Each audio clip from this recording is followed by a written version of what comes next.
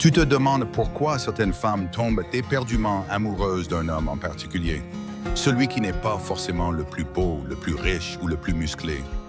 Ce n'est pas une question d'apparence ou de compte en banque, frère. C'est une essence, une profondeur que la plupart des hommes méconnaissent. Aujourd'hui, je vais te dévoiler les 5 traits qui rendent cet homme irrésistible. Celui que les femmes poursuivent sans qu'il ait besoin de les pourchasser. Et reste jusqu'au bout, car le dernier trait est le plus puissant. Celui qui fait craquer n'importe quelle femme sans qu'il prononce un seul mot. Cet homme dégage une aura unique, une force tranquille, une clarté d'âme, une présence magnétique qui ne s'explique pas mais se ressent viscéralement. Les femmes ne savent pas toujours mettre des mots dessus, mais elles le perçoivent au plus profond de leur être. Quand il entre dans une pièce, il n'a rien à prouver, il ne cherche pas à plaire et pourtant, tous les regards se tournent vers lui. C'est de cet homme qu'on va parler et je vais te montrer comment incarner cette puissance. Commençons par le premier trait. Il reste calme quand tout s'écroule. La véritable force masculine ne réside pas dans les muscles saillants, la voix grave ou les coupes de poing. Non, c'est dans cette capacité à garder son sang-froid au cœur de la tempête. Les femmes sont des antennes émotionnelles. Elles captent les moindres frémissements d'énergie. Elles sentent quand tu vacilles, quand la panique te gagne, quand tu perds pied. Ce qu'elles cherchent, c'est un roc, un homme qui ne s'effondre pas face à l'adversité, qui ne réagit pas à chaud mais répond avec une lucidité inébranlable. Prenons une scène concrète. Tu es en couple et elle traverse une crise. Elle est furieuse. Elle te reproche des choses insensées. Ses larmes coulent. Elle te pousse dans tes retranchements. Un homme ordinaire va s'emporter, crier pour se défendre ou essayer de tout régler dans la précipitation. Mais l'homme irrésistible, il la regarde droit dans les yeux, respire lentement et dit d'une voix posée « Je t'écoute, explique-moi ce qui te met dans cet état. » Il ne se laisse pas engloutir par son chaos, il reste ancré. Ce calme, c'est un refuge. Et pour une femme, trouver un refuge en un homme, c'est ouvrir son cœur sans retenue. Pourquoi? Parce qu'elle sait qu'avec lui, elle peut s'effondrer. Il ne bougera pas d'un pouce. Marc Aurèle, empereur romain, affrontait des guerres, des trahisons, des épidémies, et pourtant, il cultivait une paix intérieure d'acier. Il écrivait « Si quelque chose te blesse, ce n'est pas la chose elle-même, mais ta perception d'elle, et tu as le pouvoir de la changer à tout moment. » Cet homme stoïcien entraîne son esprit à ne pas être l'esclave des circonstances. Prenons un autre exemple.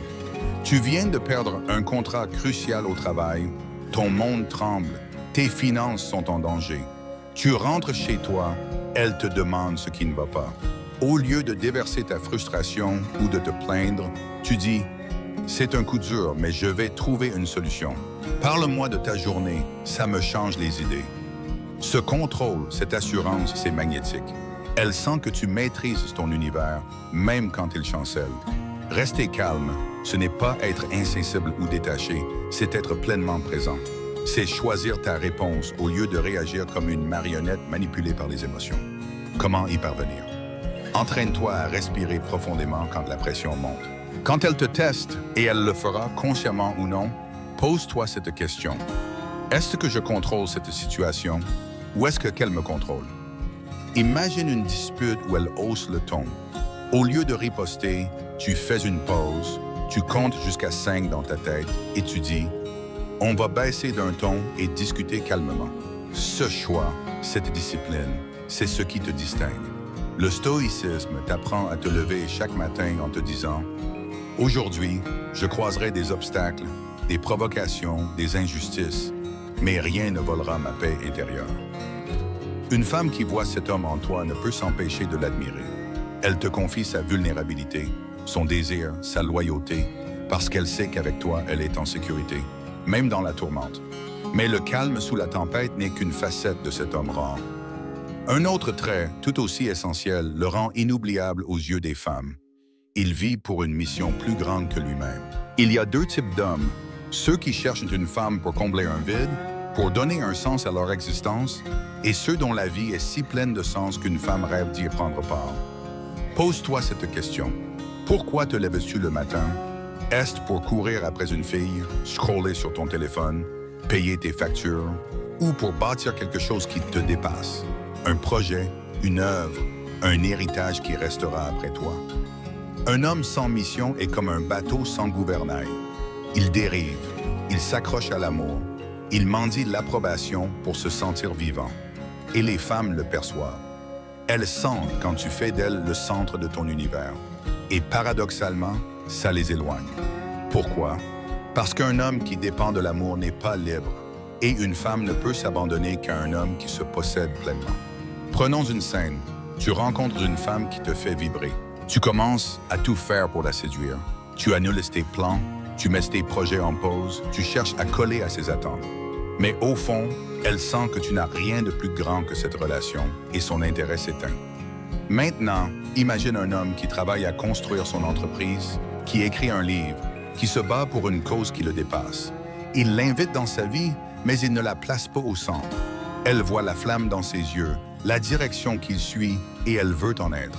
Cet homme ne court pas après, il attire. Sa mission, c'est sa colonne vertébrale, celle qui donne du poids à ses actions, de la profondeur à ses paroles. Prenons un autre exemple. Il est tard, elle insiste pour que tu passes la soirée avec elle, mais tu as un deadline crucial pour ton projet. Tu dis, j'aimerais être avec toi, mais ce soir, je dois avancer sur mon travail. On se voit demain. Cette priorité, cette fidélité à ta mission, c'est ce qui la fait vibrer. Elle respecte un homme qui ne sacrifie pas son but, même pour elle. Marc Aurèle ne vivait pas pour plaire. Il vivait pour servir Rome, pour incarner la justice. Sénèque écrivait, « Ce n'est pas parce que les choses sont difficiles que nous n'osons pas, c'est parce que nous n'osons pas qu'elles sont difficiles. » Ta mission, c'est ce pourquoi tu es prêt à souffrir, à te lever à l'aube, à marcher seul s'il le faut. Elle te rend inarrêtable. Comment la trouver? Pose-toi 3 questions. Qu'est-ce que je ferais même sans reconnaissance? Qu'est-ce qui me pousse à continuer, même dans l'ombre? Qu'est-ce qui me rendrait fier, même si je devais le faire seul pendant des années? Les réponses pointent vers ta mission.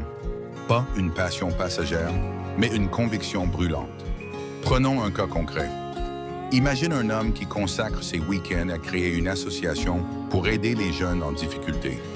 Il ne gagne rien, il sacrifie du temps, mais ses yeux brillent quand il en parle.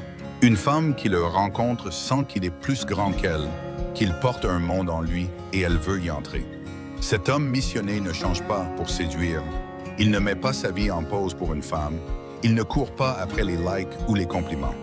Il construit et cette construction devient un aimant. Une femme qui croise cet homme sait qu'en l'aimant, elle participe à quelque chose de grand.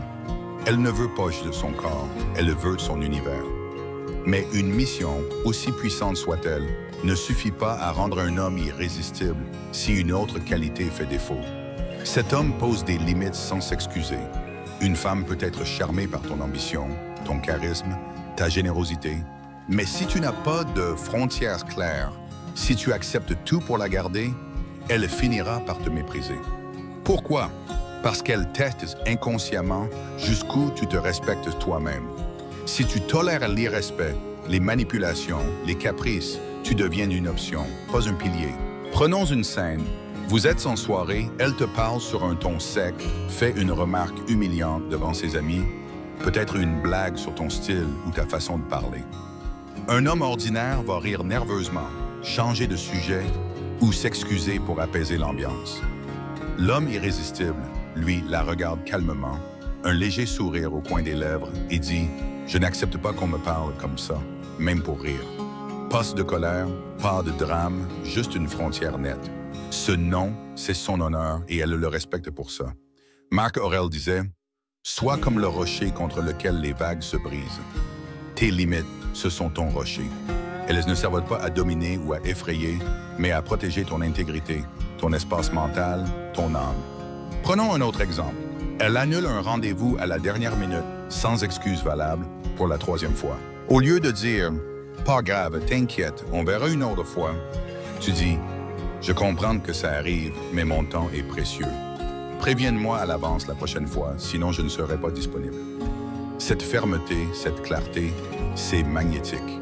Pourquoi les femmes testent-elles?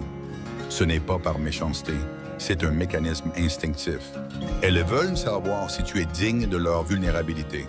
Si tu ne peux pas dire non à une provocation, comment diras-tu non au danger du monde? Si tu cèdes à ses humeurs, comment seras-tu un refuge? Prenons un cas concret. Elle insiste pour que tu viennes à une soirée où tu ne te sens pas à l'aise. Tu dis « J'apprécie l'invitation, mais ce n'est pas mon truc. On peut faire autre chose ensemble. » Ce refus, cette assurance fait naître son admiration. Un homme sans limite est une maison sans mur. N'importe qui peut y entrer, salir, saccager. Mais l'homme stoïcien dit « Ici, on ne marche pas sur mon âme. » Comment poser des limites? Sois clair, calme, direct. Des phrases comme « Ce comportement ne me convient pas. Ça ne respecte pas mes valeurs. » ou « Tu es libre, mais moi aussi » sont des remparts.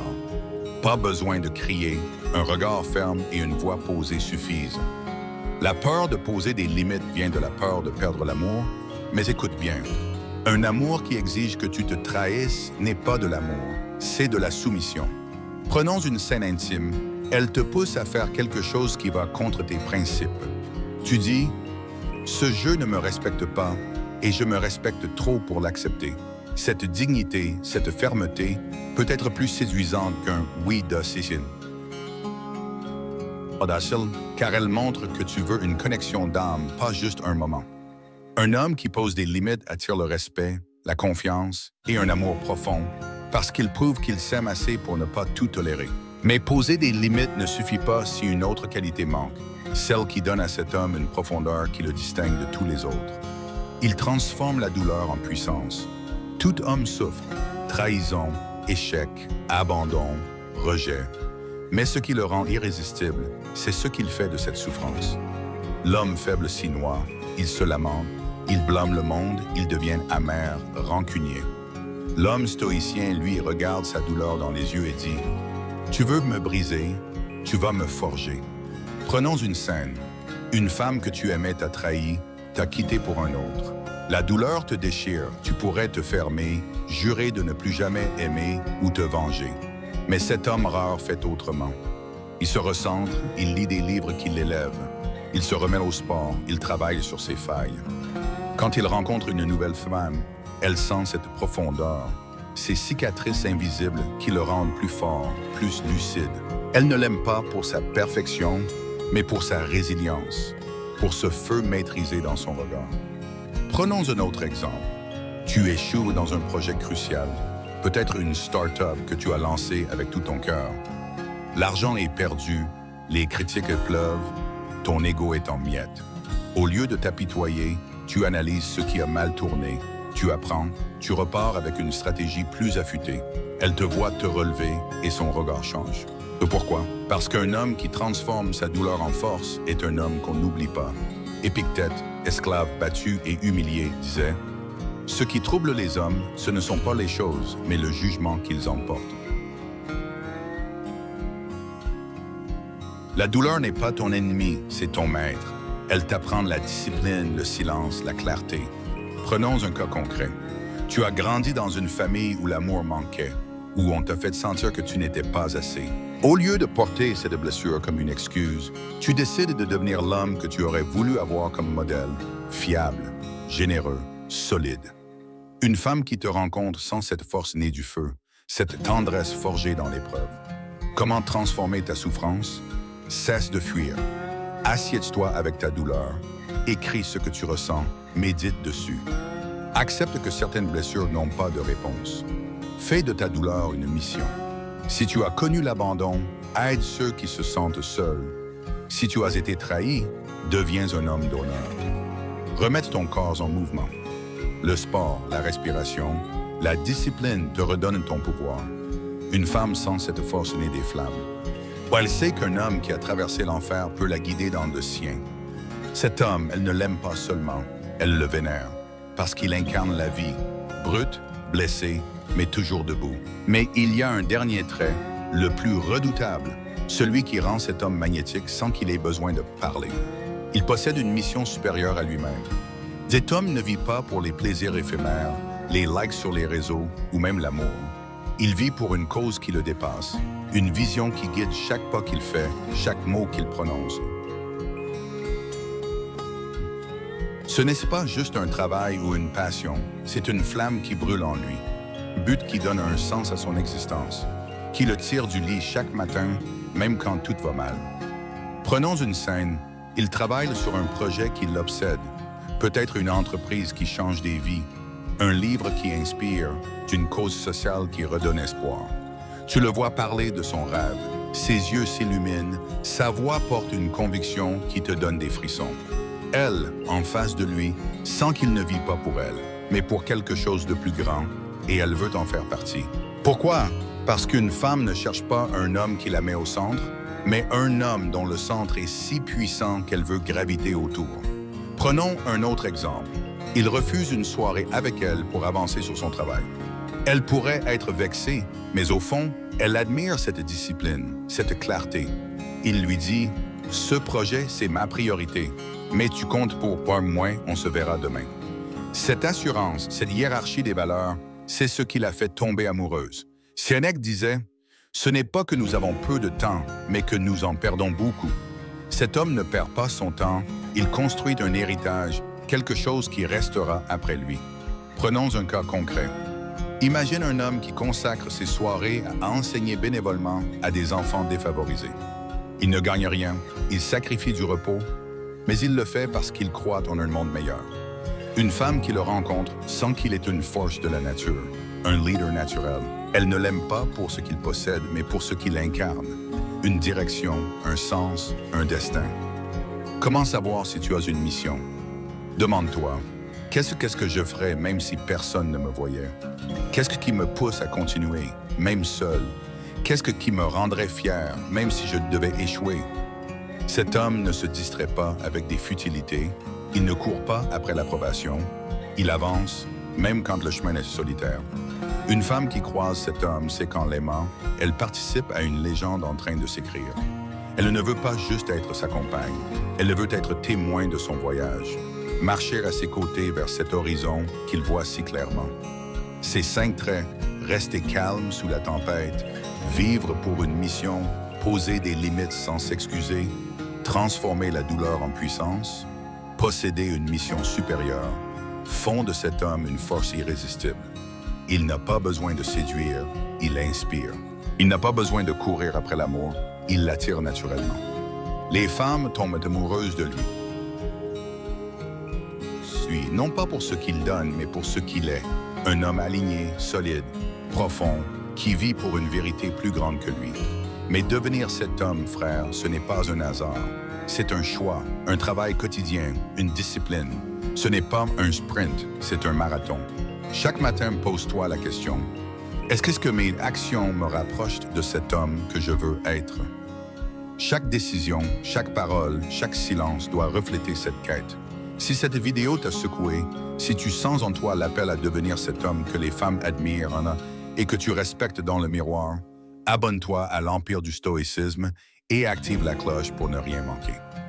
Like cette vidéo pour réveiller d'autres hommes, partage-la avec un frère qui doit entendre ce message.